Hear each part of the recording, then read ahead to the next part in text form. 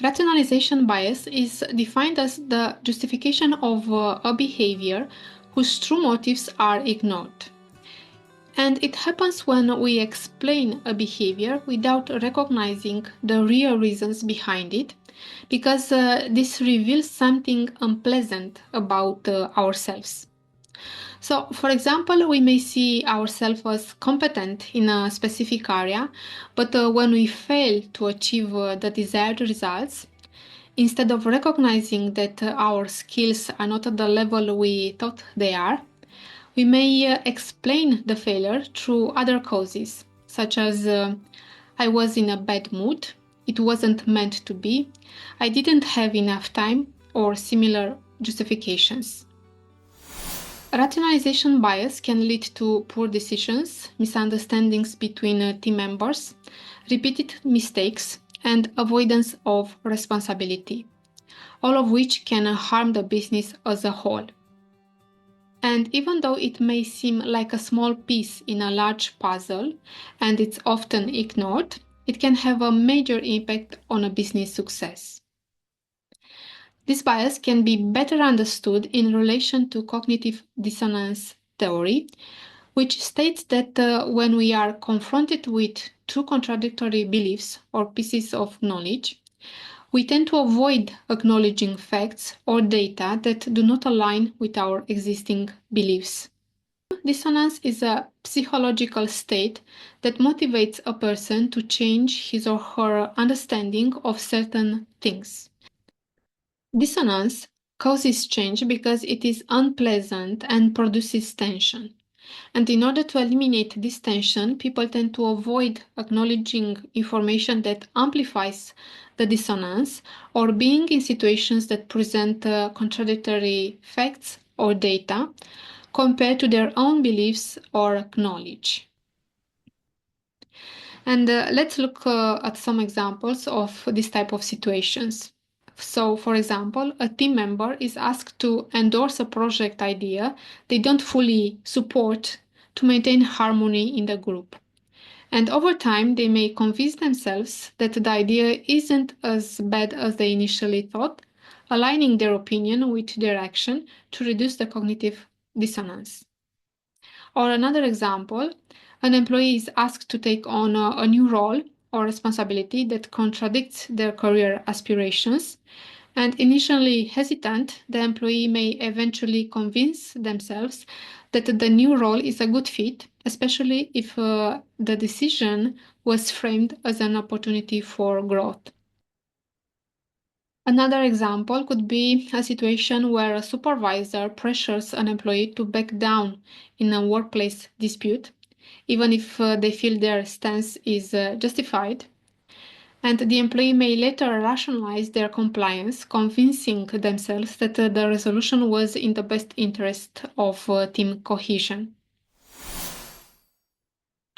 Are resilient words or thoughts always helpful?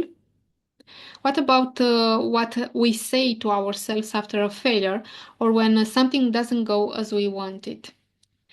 We can say it wasn't meant to be. If I had received that project, I wouldn't have liked it. If I had been hired by that company, I wouldn't have had the chance to do this now. Or all those bad things happened for a reason. And although these thoughts make us feel better and help us make peace with what we didn't get or what happened, don't they fall under the same concept of rationalization? So we avoid feeling the failure or seeing the actual situation by telling ourselves these things. So where is the problem? The downside of these thoughts is that they prevent us from seeing the real causes that lead us to that unpleasant situation. And without understanding the causes, we can't improve next time. Let's take an example. So, if a person fails an exam after an accounting course, it's not because that person wasn't supposed to work as an accountant. It's because the person didn't have enough knowledge to pass that exam. And the decision to take the course or not, and whether working as an accountant is a good career decision for that person, are separate issues. If the person actually wants to be an accountant and explains the failure as it wasn't meant to be, they most likely won't try to take the exam again. But if the failure is seen as a result of insufficient studying and the person is better prepared next time they take the exam, they increase their chances of passing and doing the work they want. So different explanations lead to different actions. And in the case where the decision to take the course was misaligned with the true professional interests of that person, not passing the exam could actually be a good thing. And in this case, the saying it's not a failure, it's just a redirection, it's actually a good way to view the situation. However, there is still not an accurate understanding of the situation. The cause of not passing the exam is a lack of sufficient knowledge, not the fact that the decision to take the course was wrong. Rationalization bias also prevents us from understanding other people's behavior. So, in a situation where an employee misses a deadline, a rationalization can be that his manager thinks he's just lazy and doesn't care about the job. And the reality may be the employee might be overwhelmed, confused about the task, or struggling with a personal issue. The impact of this is that the manager stops offering support or feedback and the employee's performance drops further. Another situation, a team member resigns without much explanation. The rationalization could be they were never really loyal. And the reality could be they might felt unsupported, underpaid, or burnt out. And the impact, you miss an opportunity to reflect on how the team experience could be improved. How can we prevent the rationalization bias? Let's see some ways in which we can do this. So we can practice self-reflection. We can take time to reflect on our decisions, behaviors, or actions. And we can ask ourselves questions like, why did I make this decision? Is there something I'm avoiding or justifying here? What I am feeling right now about this situation. So, for example, if a team member is consistently underperforming, a leader might initially rationalize the situation by thinking they are just not trying hard enough or they are not a good fit for this role. But through self reflection, the leader may ask himself or herself, why am I jumping to this conclusion?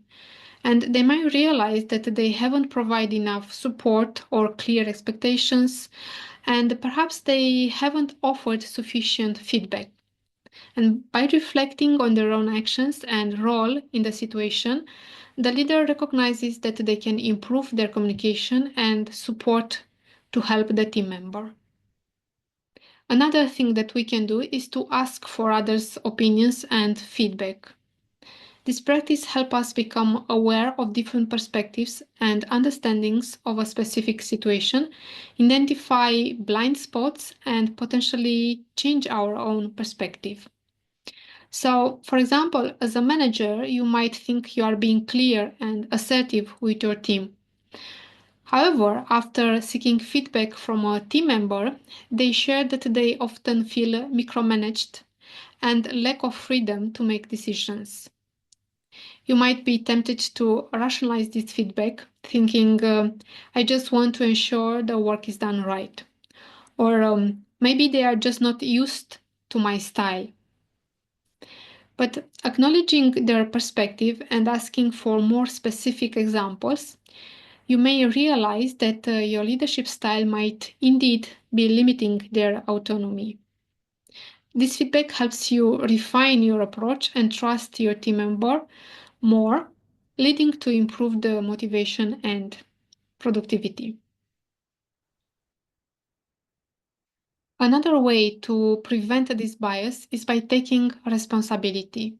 We can ask ourselves, what's my part in this?